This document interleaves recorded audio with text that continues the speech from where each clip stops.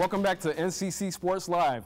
It's already spring, and if you're ready for some football, we have you covered. Who better should we ask about spring drills than former SU quarterback Greg Paulus? Greg, how did they look so far?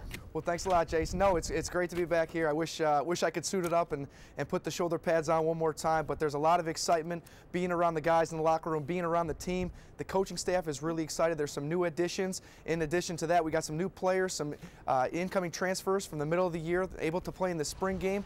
We got Ryan Nassib coming back at quarterback, and there's going to be some competition there. And one of the things Coach Marrone talked about is teaching, getting them to learn the new system, getting to build that foundation, and on top of that, implementing the new players with the old players so that the experience can blend with the youth and talent. And he's done a great job with the recruiting class coming in. So there's a lot to be excited here for Syracuse football. And I know that just being around these guys, there's a change in the culture and a change of attitude, and one that they just can't wait to get out there. And coming up with the spring game next Saturday, I think that they're all just pretty anxious to get out there and show what they can do and all the hard work that they put in.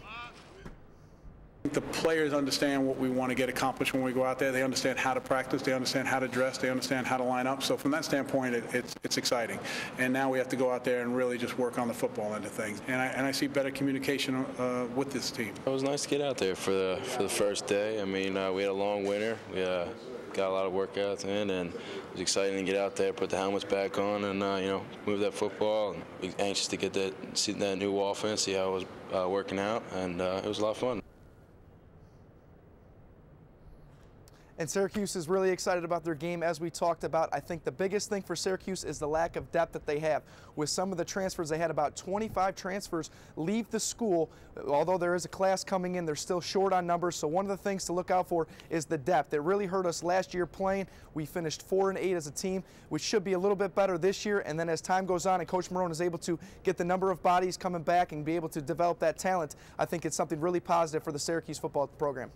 Okay, Greg, you have some inside information. You know how Coach Marrone operates. Who do you think will be the starting quarterback when the season opens in September? Well, I'm really excited to go watch him play on Saturday. They have two freshmen coming in.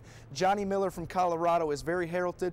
I think that he is something that people are really anxious to see and see what he can do.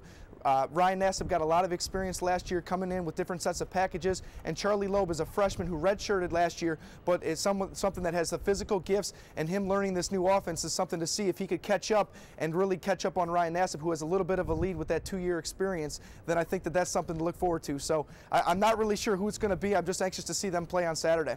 Okay, Greg. So how do you think the 2010 season will end for the Orange this year? Well, I think it's going to be a much different outcome for them. I think that they'll win a few more games than they did the last season, finishing 4-8. But I think that a bowl game is a realistic expectation. I think that is what this team is focusing in on. They're focusing in. That's their goal. That was the goal this past year. But now that Coach Marrone has installed his system, his culture, everybody knows what to expect. They're working hard. The training, they have everything in place, and now it's just a matter of finishing games, winning those close games, and making sure they're doing the little things that make those big plays in the end. Okay, Greg, so what do you think the strong point of the team is this year? Well, I think it's their leadership. They have a really good defense coming back. They got a bunch of their starters coming back from the defensive end. Their secondary goes too deep.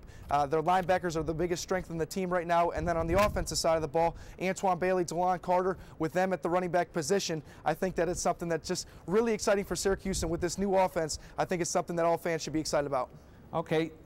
Okay, stay tuned for NCC Sports Live. We'll have a recap of the SU Princeton lacrosse game after the break.